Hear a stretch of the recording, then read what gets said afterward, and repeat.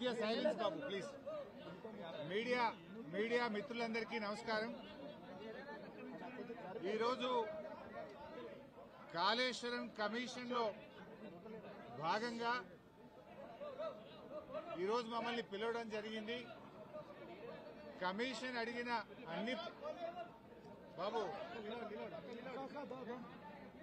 Commission అడిగినటువంటి అన్ని ప్రశ్నలకు కూడా సమాధానాలు చెప్పడం జరిగింది. వారికి సమాధానాలు నోటి మాటగా చెప్పడమే కాదు, అన్ని రకాల ఎవిడెన్స్లు కూడా పూర్తి స్థాయిలో అందించడం జరిగింది. నేను మీడియాతో కూడా ఒకటే కోరుతా ఉన్నా, ఎందుకంటే మేము కమిషన్ ముందు హాజరై వచ్చి ఇక్కడ నేను రాజకీయాలు మాట్లాడడమో ఇతర అంశాల జోలికి వెళ్లను. రాజకీయాలుంటే రేపు మాట్లాడుకుందాం, క్వశ్చన్ అండ్ ఆన్సర్స్ రేపు అడగండి, అన్నిటికీ ఆన్సర్ ఇస్తా.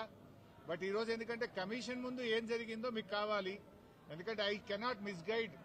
లోపల ఒకటి చెప్పి బయట ఒకటి చెప్పడం అనేది తప్పవుతుంది. లోపల ఏం జరిగింది, కమిషన్ కు నేను ఏం చెప్పాననేటువంటి అంశాలు మాత్రమే మీ ముందుంచుతాను.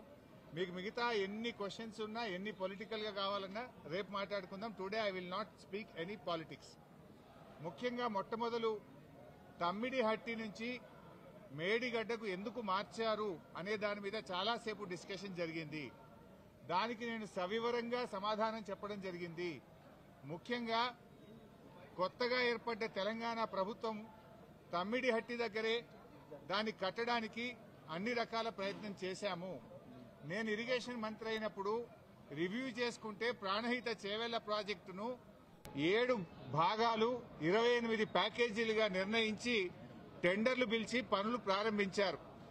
హెడ్ దగ్గర పని స్టార్ట్ చేయకుండా తోకల దగ్గర పని స్టార్ట్ చేసిండ్రు.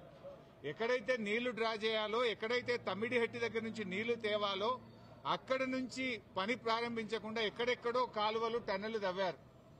సో నేను ఇరిగేషన్ మంత్రి అయిన తర్వాత రివ్యూ చేసి, మరి ఈ ప్రాజెక్టులో ఆల్రెడీ ఖర్చు జరిగింది కదా, దీన్ని కొనసాగించాలని అప్పటి మహారాష్ట్ర కాంగ్రెస్ ప్రభుత్వానికి మేము కన్సల్ట్ చేశాం.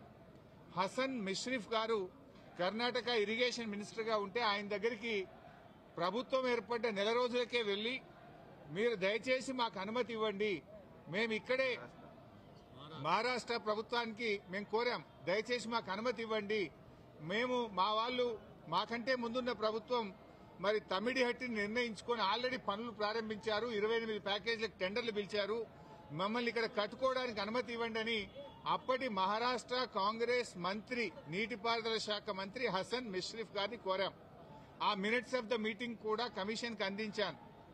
ఆనాడు ఇరిగేషన్ మంత్రిగా ఉన్నటువంటి మిష్రిఫ్ గారు చాలా స్పష్టంగా ఏం చెప్పిందంటే, మేము 7 ఏళ్లుగా ఇక్కడ కట్టడానికి ఒప్పుకోలేదు, మా రాష్ట్రంలో ధర్నాలు ఉద్యమాలు జరుగుతా ఉన్నాయి, మేము 152 మీటర్ల దగ్గర ఒప్పుకోలేము.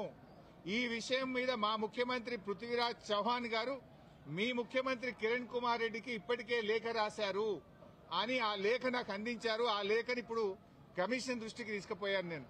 ఆ లేఖలో ఏముందంటే, మీకు మీరుగా నిర్ణయించుకొని పనులు ప్రారంభిస్తే మీరు చేసే ఖర్చు, మీరు చేసే డబ్బు ఏదైతే ఖర్చు చేస్తుందో అదంతా వృధాగా మారే అవకాశం ఉంది అని పృథ్వీరాజ్ చౌహాన్ గారు మన రాష్ట్ర ముఖ్యమంత్రికి రాసిన లేఖను ఆనాటి కాంగ్రెస్ మంత్రి నాకు ఇచ్చారు.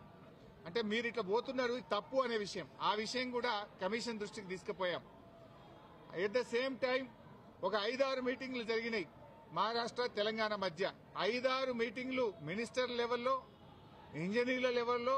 ఫైనల్ గా ముఖ్యమంత్రి కేసీఆర్ గారు స్వయంగా మహారాష్ట్రకు వచ్చి మహారాష్ట్ర ముఖ్యమంత్రి ఫడ్నవీస్ గారితో జరిగిన చర్చల మొత్తం సారాంశాన్ని వారికి చెప్పే ప్రయత్నం చేశాం. ఎందుకంటే అనేక ప్రయత్నాలు చేశాం. మహారాష్ట్రలో కాంగ్రెస్ ప్రభుత్వంపై బీజేపీ ప్రభుత్వం వచ్చింది. అప్పుడు గిరీష్ మహాజన్ గారు నీటిపారుదల శాఖ మంత్రిగా ఉంటే 2015 జనవరిలో నేను వెళ్లి గిరీష్ మహాజన్ గారిని కూడా, మీరు ఎంత నష్టపరిహారం అడిగినా ఇస్తాము, దయచేసి మాకు ఉద్యమాల్లో నుంచి వచ్చిన ప్రభుత్వం, నీళ్ల కోసమే తెలంగాణ ఉద్యమం జరిగింది, నీళ్లే మాకు జీవాధారం, మాకు తమ్మిడిహట్టి దగ్గర అనుమతించండి అని గిరీష్ మహాజన్ గారిని కూడా కోరాం. ఆయన కూడా ససేమిరా అన్నారు.